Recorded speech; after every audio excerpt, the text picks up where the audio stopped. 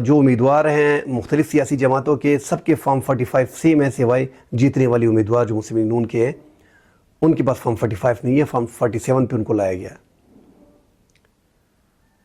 تو ان کی الیکشن جو ٹریبیونلز ہیں ان میں پیشیاں ہیں، تو یہ کیسے یہ لوگ آئینی ترامیم لے کے آ سکتے ہیں؟ آئینی ترامیم کو اس لیے لے کے آ رہے ہیں کہ یہ جو 84 قومی اسمبلی کی یا یہ 110 قومی اسمبلی کے ممبران جس پہ الیکشن ٹریبیونلز میں کیسز ہیں،